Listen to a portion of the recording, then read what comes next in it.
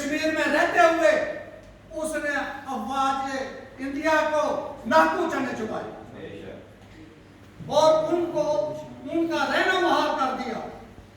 लेकिन बदकिस्मती उसकी ये थी कि उसके पीछे कोई मुल्क नहीं था, उसके पीछे उसकी माँ थी, उसका भाई था और उसका बाप था, और वो लोग थे जो उसके साथ चल रहे थे।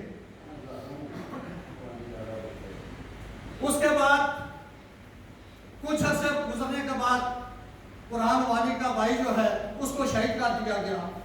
उसको इसलिए शहीद कर दिया गया कि वो अफवाज, वो फौजी जो थे, उनकी ये डिमांड थी कि हमें कुरान वाली का बताओ कि वो कहाँ है।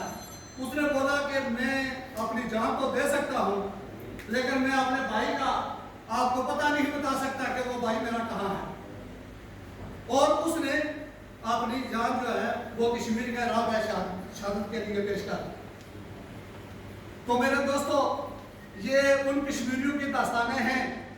अब्दुल कदीर खान, जिसको 13 जुलाई से पहले अरेस्ट किया गया था, ईद उल अजहा का दिन था, तो वहाँ के जो मौलवी साहब थे, मुफ्ती साहब थे, उन्होंने खुतबा देना था, नमाज पढ़ानी थी, लेकिन वहाँ का जो डीएसपी था वो बड़ा मुतअस्सिब था और उसने और मुफ्ती साहब को मना कर दिया कि आप ना तो खुतबा दे सकते हैं और ना नमाज पढ़ा सकते हैं। लम्बा शुक्रिया।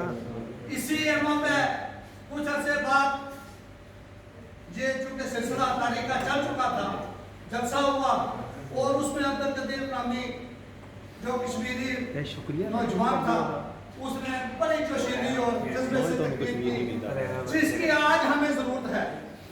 आज हमें उस चीज की जरूरत है जो अब्दुल कदीर खान ने कहा था कि जब मुसलमान अपनी इबादत गांव को इबादत के लिए इस्तेमाल ना कर सके, जहां हमें ये इजाजत ना हो कि हम अपनी हिफाजत कर सके, अपनी बच्चों की हिफाजत कर सके और अपनी असमत धरी जो हो रही हो उसकी हिफाजत कर सके, तो उस वक्त हमको जहाद के लिए निकल चलना चाहिए।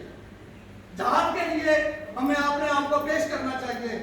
तो इन्हीं अल्फाज के ऊपर डॉक्टर अब्दुल ने उनको गिरफ्तार कर लिया और श्रीनगर की सेंट्रल जेल में उसको बंद कर दिया। तो 13 जुलाई का जो दिन आज हम सेलिब्रेट कर रहे हैं, इस दिन की वसात से सब लोग, चूंकि उस दिन पेशगी थी, लड़ाई होनी थी, तो उस वजह से लोग को जैसे जैसे पता चला तो बेशुमार लोग जो है वो लोग वहाँ तशरीफ लेके और वहाँ पे जमा होना शुरू हो गए। लाखों की तादाद में जो वहाँ जो लोग थे वो मौजूद थे। तो नमाज का वक्त होना चाहता था, ज़ोहर का वक्त था, तो एक नौजवान अजान देने के लिए निकला। अजान देने के लिए पहला जुमला उसने पढ़ा ही था कि डोगरा फौज के एक नौजवान ने फायर कर दिया और उसको शहीद कर दिया।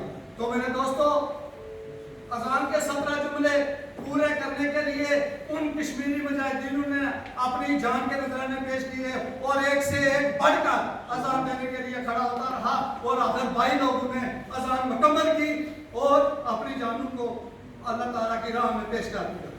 तो ये उस वक्त के कश्मीरी मुजाहिदीन थे, वो लोग थे जिनके दिलों में ईमान का जज्बा था और उन्होंने अपने जानों के नजराने पेश किए। और उस को लेकर हम आज यहाँ पे, मैं आप तमाम दोस्तों का शुक्रगुजार हूँ जो इस दिन को सेलिब्रेट करने के लिए अपना वक्त जो है वो निकाल कर यहाँ पे आए हैं। मैं आपका ज़्यादा वक्त नहीं लूँगा और मैं ये आप तमाम दोस्तों से रिक्वेस्ट करता हूँ कि कश्मीर के हवाले से आप तमाम दोस्तों का हमें हमेशा से साथ रहा है और हमेशा से हमारे प्रोग्रामों में आप आते रहे हैं। मैं नाम नहीं लूँगा चूँकि सोनी साहब ने बहुत सारे दोस्तों का नाम ले लिया है। मैं आपके मीडिया का भी बहुत शुक्रगुजार हूँ और मैं ये रिक्वेस्ट करता हूँ कि ये हमारी जो आवाज़ है ये उन आवाज़ों तक भी पहुँचाएँ। मैं इमरान खान साहब से आज मैं चूँकि यहाँ इस प्रोग्राम के हवाले से बात करूंगा, जंग की बात करते हैं तो मेरे दोस्तों, फिलिंटा में मेरे हाथ में कल की बात है, शायद आप लोगों ने भी पढ़ा होगा, वहाँ पे भी गोलाबारी हुई है, सोमाली सेक्टर में गोलाबारी हुई है। जंग तो हमारी शुरू है, लेकिन अल्लाह करे, खुदा करे कि इमरान खान साहब को कोई वक्त मिल जाए और वो हमारे कश्मीर की रात में सिखा सके। इसी का इजाज़त चाहूँगा। बहुत शुक्रिया, थैंक यू वेरी मच।